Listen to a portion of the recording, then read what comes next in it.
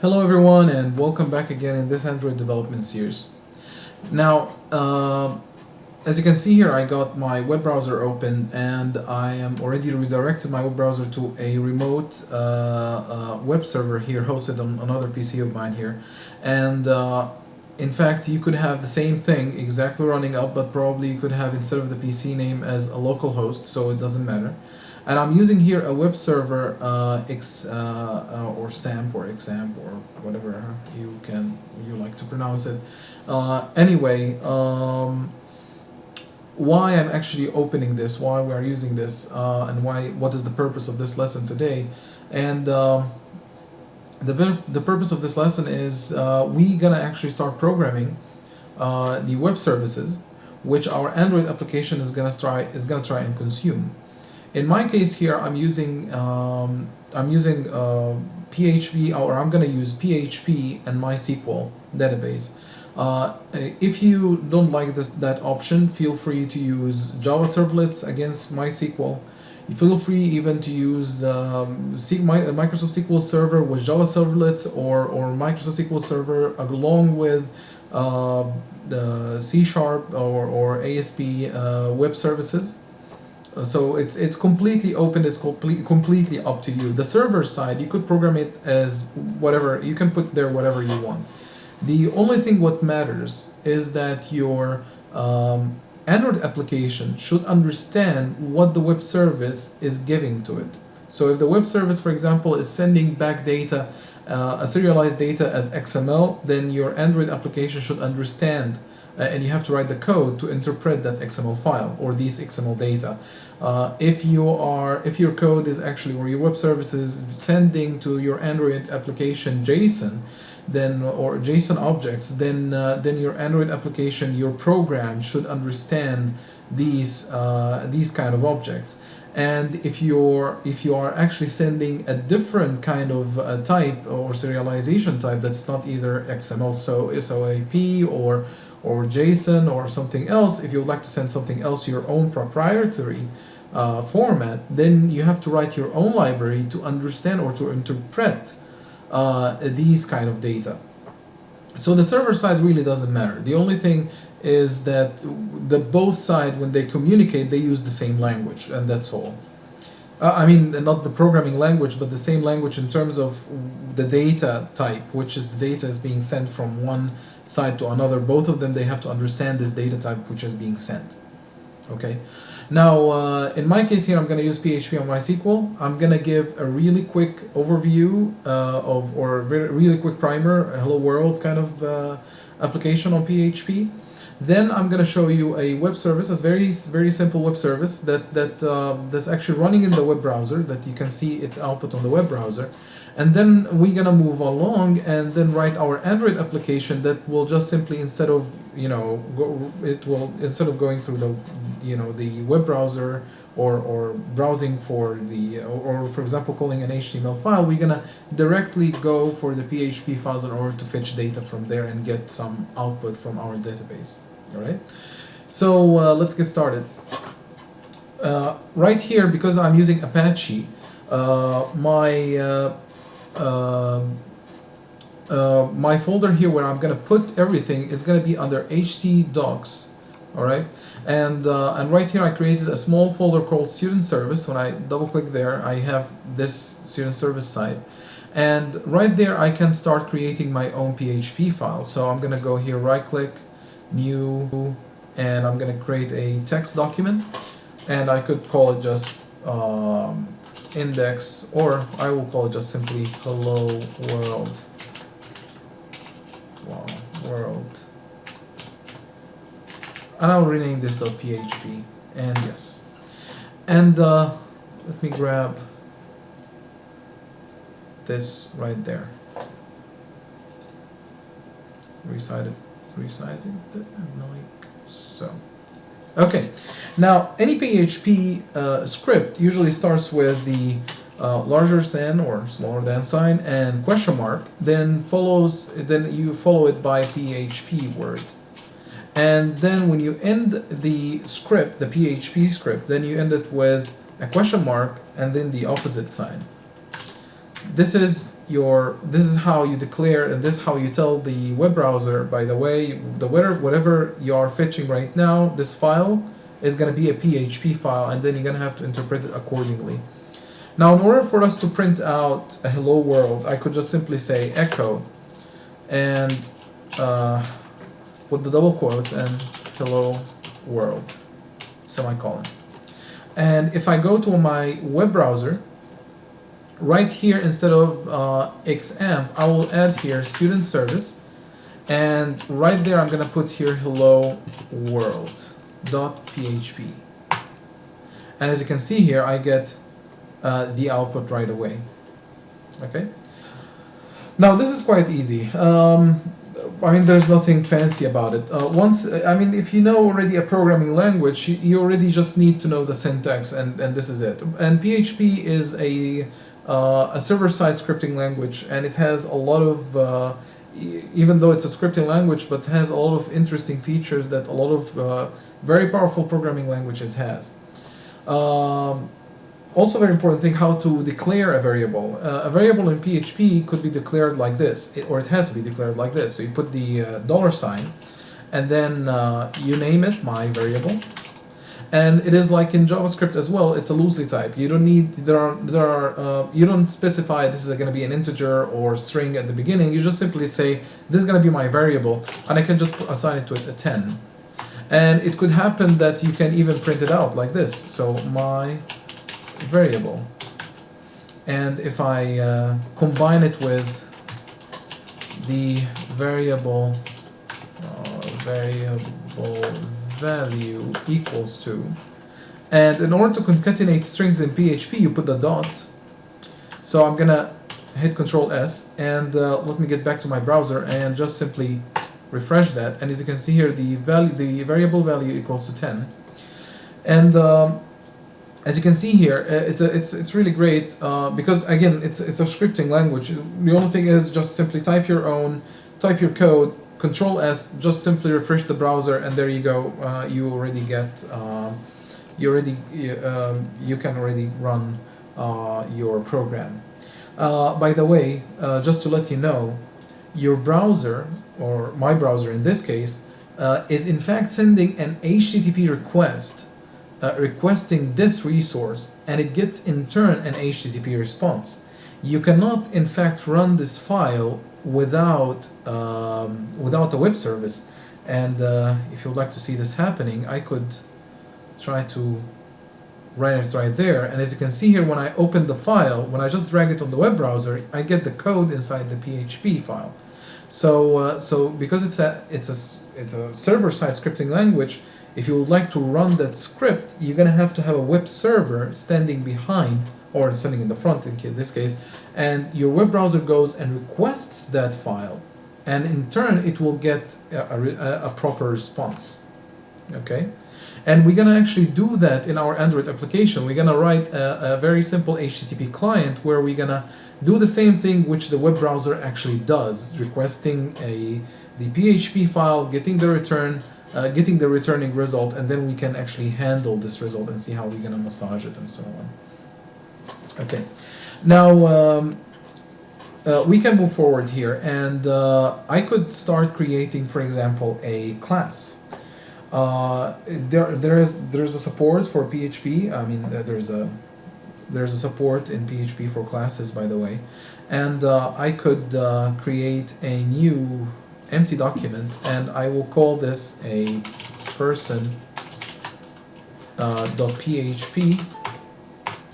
And unlike the PHP script, whenever you are writing a class, you just simply start it with PHP, and this is it. And you don't have any closing tag, because this is the good practice for declaring a class. So class, and then I'm going to call this a person.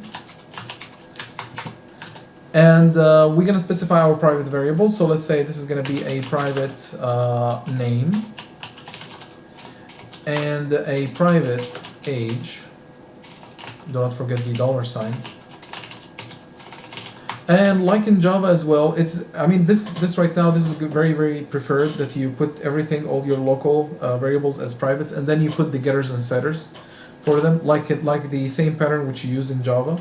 So right now we're gonna have to declare a function. So we declare a public function, and then you say set name, and here I'm gonna just put here the name.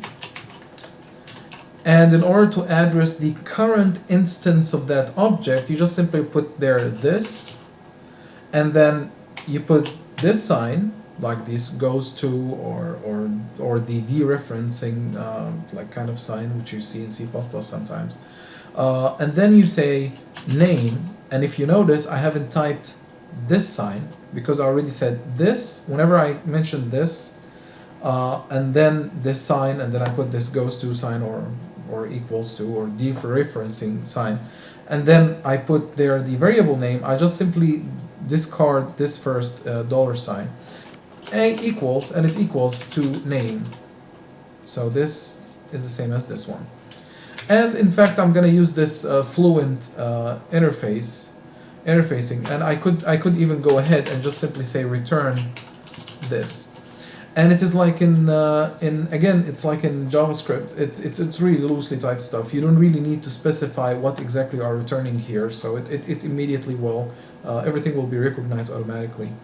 Now, public function get name, and right there I'm just gonna simply say return this name. All right. And the same thing we're going to have to do for the age. So public function set age. And here I'm going to have just this age equals to age. And I'm going to add here the age, and to satisfy this fluent interfacing thing, I'm just going to return this current instance of the object. Function get age, and right there I'm gonna have just simply return this age. All right, so what about the constructors? Now PHP has a set of magical functions, and it's called in fact magical functions, and all of them, they start with the double underscores, and there are a handful of them. There are just only about 15 ones of them, and you are not allowed to name your functions using that scheme with these names, because they are actually reserved. And one of them is, let's say, the construct one. So public function underscore underscore construct, and right there you write this is your constructor. Okay, and here I could write in my own parameters, so name and age, and right here I could just simply say this of name equals to name, and this age equals to age. You have as well a destructor, but I'm not gonna write this honestly there. Anyway, you have a garbage collector as well in PHP. Now, if this is it, this is basically our class. How we gonna actually use it? And if I go here to the hello world, and I'm just gonna get rid of these guys, I could just simply specify a person equals to new person. And before I even do that, I have to include that file. So require, and you write here person.php, and you are writing, by the way, the file name. Okay, so it's not the class. You're writing the file name equals to a new person, and right there I can finish in my fill in my own constructor. So basically, we have a name coming first, and then the age. So here I'm gonna have Mohammed, for instance, and the age is, let's say, whatever, 789, and this is pretty much it. If you would like to see the output, I could just simply echo person dot person, in fact, like this, get name, and I'll combine this with a dot, and for example I could, let's say, name. Again, dot is the concatenation of the string. Do not forget that. Age, and right there I can put in person get age. All right, so let's see how it will go in the web browser. So if I hit enter, and apparently unexpected syntax error on line 5. Let me check. Did I forget something?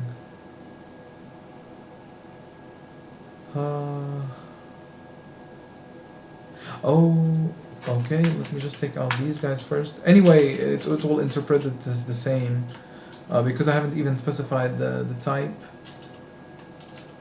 Let me make sure that I got the get name, get age. What am I missing here? Oh yes, the semicolon, right there. Okay, so let's move forward. And there we go. So we get the name and we get the age. So you would ask, what happens if I do this?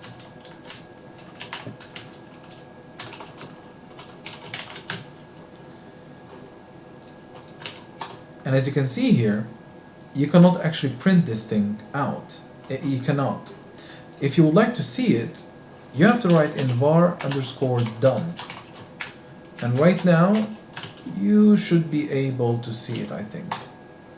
And as you can see here, you get the object, you get the parameter, and then you get, like, the name is a private member, which contains this name Mohammed, and then the age, which is a person private variable, and it contains this integer 789.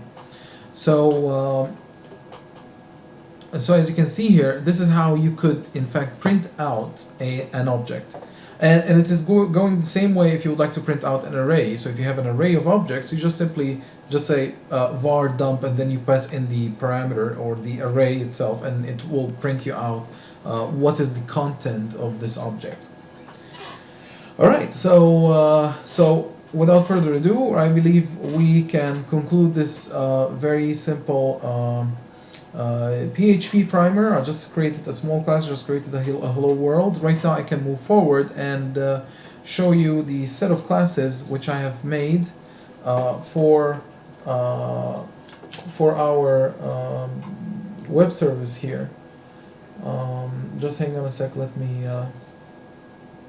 push this so you could in fact see it. I will in fact go ahead and just simply delete this, and we'll just paste the classes right there. So I've created a very simple web page over here, and let me, where's my browser here, and I will just simply grab this file, just put it there, all right? So I created a very simple HTML file which has which as you can see contains two buttons. The first button is going ahead into my database, fetching out all students from the database, and this one is getting a specific student by ID. All right. Well, before I do that, I need to show you the database first, so you can have an idea how this database looks like. So there we go. Now, excuse me. This is a very simple client called Heidi SQL.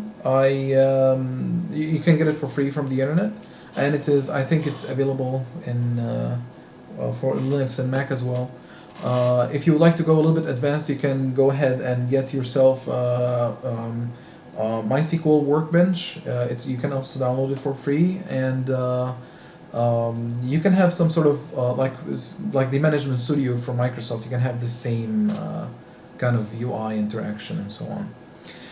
This one is a very minimal kind of tool. So anyway, I've got a very simple student service database, and it's called student service, and I get student table which contain ID, index, and name, and the subject has already an ID and a name, and the subject student has already the ID of the student, ID of the subject, and the grade of that subject, which assigned with that student. All right, and if I think I can view the data. So the student table contain 3 students with, or 4. Hang on a sec. Yeah, 4 students with different indices. The subjects we got like as well 4 subjects. All right, and I think here I've already included the students assigned to certain objects or certain subjects, and they got certain grades with these subjects. All right, so this is a very minimal and very simple database I just made just for demonstration purposes. You don't need to recreate a different database just for your huge applications. You just simply write web services that interact with the database and get the necessary data which you need. Okay, so this is basically our database, so I can minimize this. And if you are using Chrome, you can press Ctrl-Shift-I. And if you are using, in order to bring up the developer console or developer tools, and if you are using Firefox, I think it was Ctrl-Shift-K, and you can bring up as well the developer tools, and then you can see, especially in the console or the output of the request, you can see the results, which I'm going to show you right now. So right here, I'm going to have GetAllStudents. So if I click here, and apparently, well, okay, apparently couldn't find that file. Let me double check. Well, actually, yeah, makes sense. Makes sense, actually. I have to address it directly through the web service. I forgot that. So, if I hit get all students, give it a second, and as you can see here, I get a JSON object which represent all the elements in my all the students in my table. So Muhammad Adil Emir Anadim, and you can see it here, Muhammad Adil Emir Anadim. All right, if I hit get students or get a student by ID, which I actually passed in, as far as I remember, it was 2 or 1. Oh yeah, there you go, 2, and I get the second student right away. All right, so let's see the code behind. Okay, because I've actually erased this. So let us see the code behind our web browser here, or our web page here. So I'm gonna grab everything. In fact, I'm gonna grab all the PHP files. Nope. And I will grab these files too, which makes up my web page, or makes up this service particularly.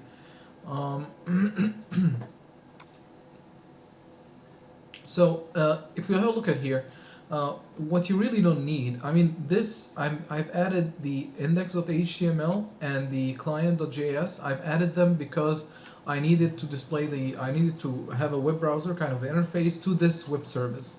When we gonna work with Android, what you just only need is just these PHP files. So those actually 3 PHP files, and those 2 as well. So those 3 and those 2 in that folder. Okay, so let me go ahead and minimize this. Excuse me, and let me move this till the end. So this is my very simple HTML file, and you can see here I get on button click, or when I click on a button, I will call the get all students. This for the first one, and the second one get a student by ID, and then I pass 2 as the parameter. Now, of course, you could have another text box, and then we can type in the ID which we would like to have, and we're gonna get a return. But anyway, this was like a test for we were testing just the how the web service will react. Now, this is the client JavaScript, which is this is the client side. Through this function, we make an HTTP request, and we wait for a response. Now, this is actually not in the scope of our lesson here. I mean, you probably, this is not will not be necessarily won't be necessary for the Android part, but anyway, it will give you at least an overview how to do that in JavaScript if you want to. Excuse me. So, what I'm doing here is I'm setting up my headers, and I'm saying what I would like to have. So I'm setting up my header with a value, and I create a new object of the XML HTTP request. In this particular line of code, I added an event listener that once the HTTP request has been fulfilled, please call that function, which is this one. And if we get a response, in fact, we're gonna immediately get it on the console, as you already saw it in the bottom part here. Excuse me. So this is the console response. This is in fact because this event listener has been set on once the request is finished, and this line of code has been executed. Now, this is this part where I actually open the request.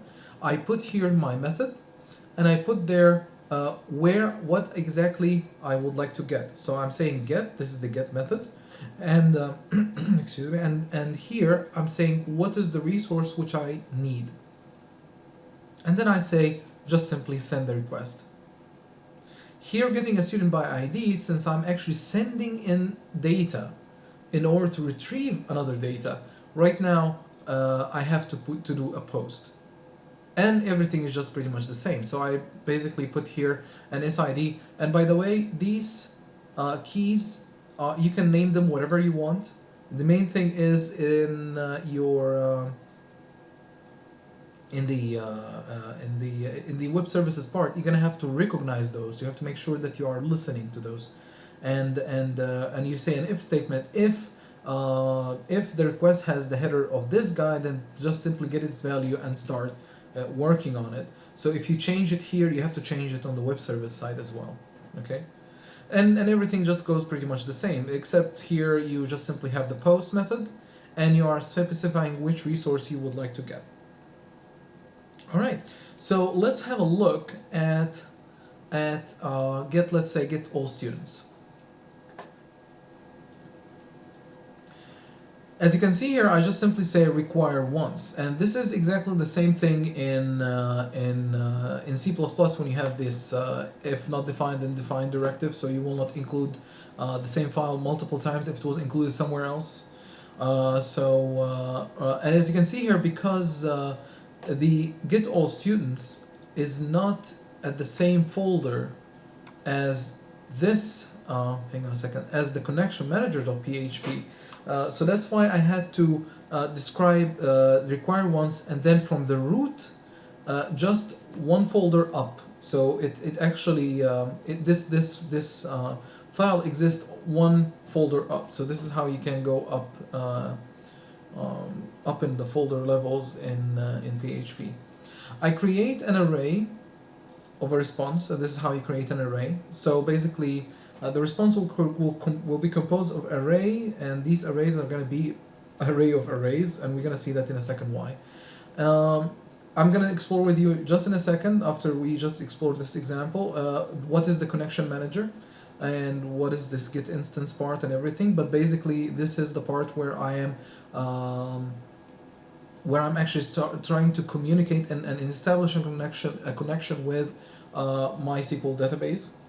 And here I'm just specifying, saying, okay, put the result of this query, MySQL query, and MySQL underscore query is in fact a built-in function in PHP.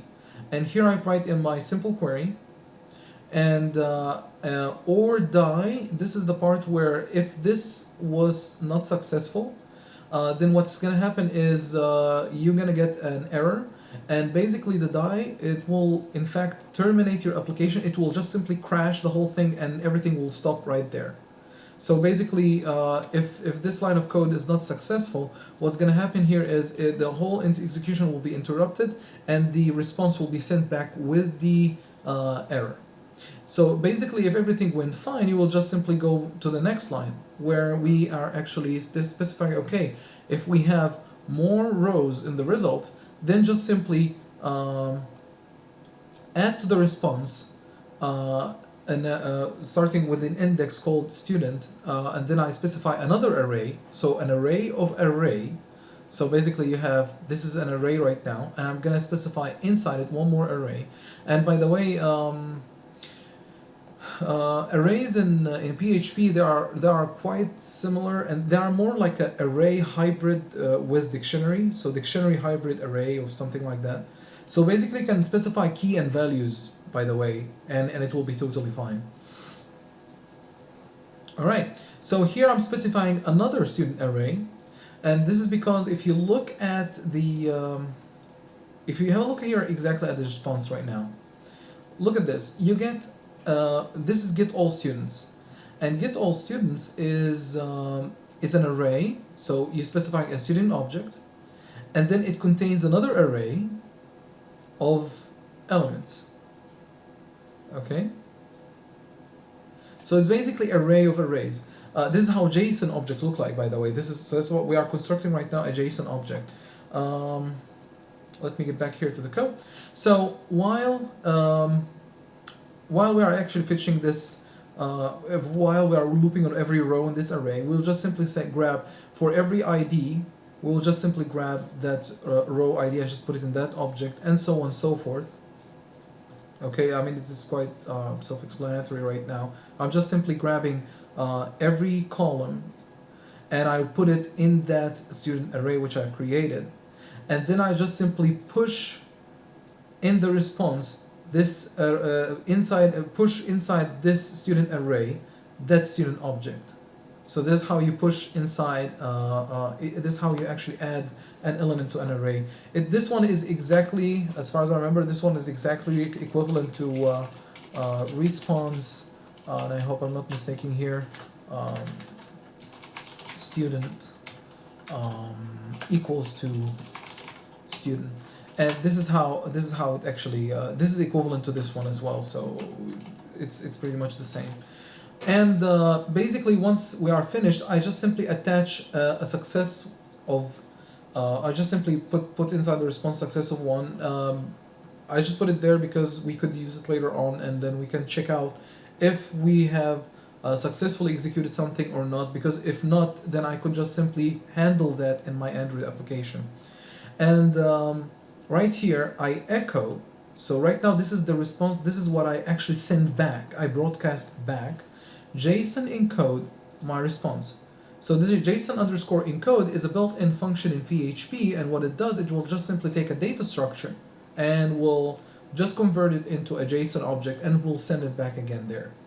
So if the results were actually larger than 0, then all these stuff were the number of rows returned from the database is larger than 0, then all this will be executed. Otherwise, we'll just simply say that the success was 0, and we just simply couldn't find any students out there, and we just simply encode that message and send it, encode that, and make this, convert it into a JSON object, and echo it back as a response. This is basically what GetAllStudents is about. If you look at GetAllStudents by ID, you just simply, right now, the only additional step which is added is that we check if the post, if we are receiving a post request, and if that post contains this SID, which you can see right there. If I change this to something else, okay, then if we change this to XID, oops, sorry, I apparently pressed the insert key by mistake. So if I put this here as XID, then here GetStudent ID, then this has to be XID as well.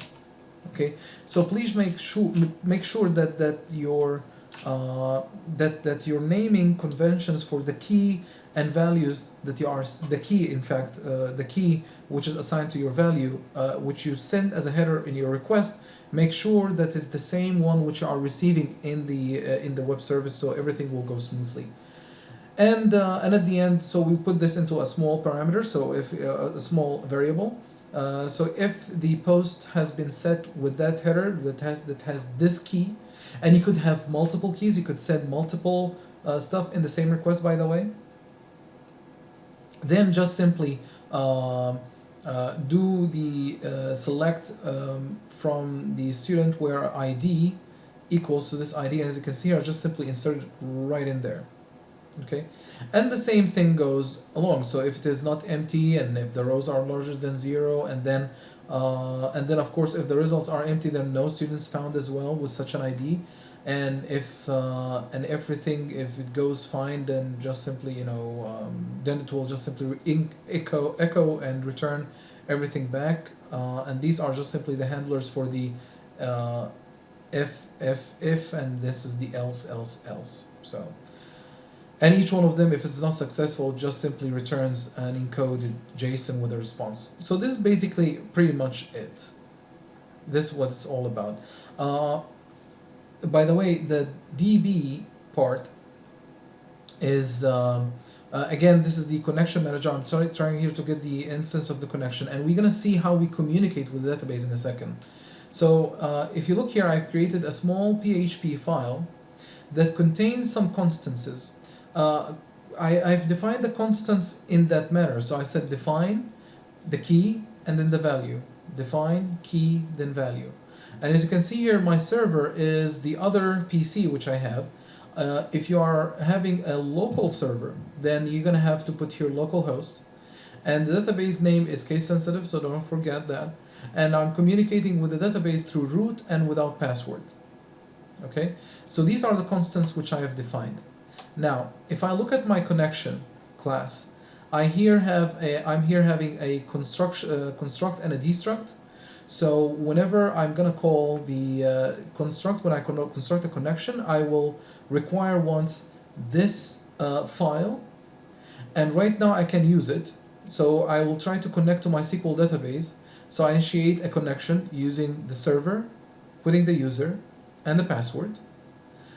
Or if it didn't succeed, I'll just simply the application will just simply die and will interrupt everything and will just return the response with the error. If this line of code was successful, then we're gonna start communicating with the database using the database which I've already supplied right there. Okay, and just simply return the connection.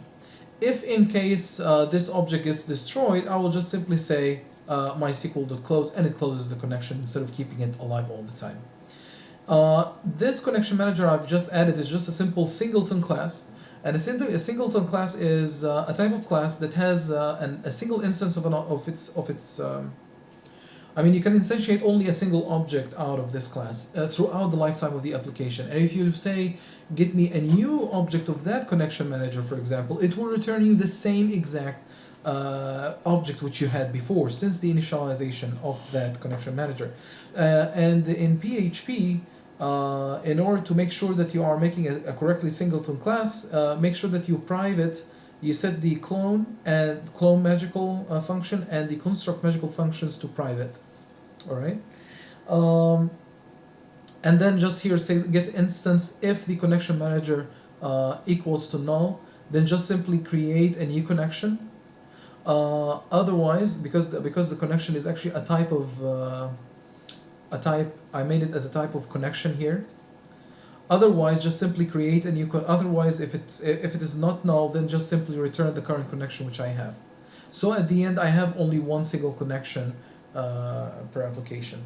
Now, it could be a little bit overwhelming at the beginning, but just to let you know, these first three classes or these three files, they shouldn't be changed at all. I think you just simply use them as they are. The only thing which is going to be added, you're going to be adding to your application or to your web service are these stuff. So this is what you're going to actually have to write per query in order to get certain results from your from your database. So you're gonna just keep adding more and more PHP files, and this is it. All right. All right. I will stop right there, and then in the next lesson, since we already have seen how the how PHP, how we can actually communicate with the PHP classes or web server with our this very simple limited web service. We have seen how this code looks like, and we have seen how the calls are happening. In the next lesson in Android, on the Android side, we're gonna actually write code that does the that represent or write an HTTP client code in Android application, and we're gonna start to do an HTTP request to fetch out data from our database, and then we can move on to other interesting parts like mapping out objects to JSON, mapping out JSON objects to our classes, and so on and so forth, to our class objects which we have in our business logic, and so on and so forth. So thanks a lot for your attention. And see you in the next lesson.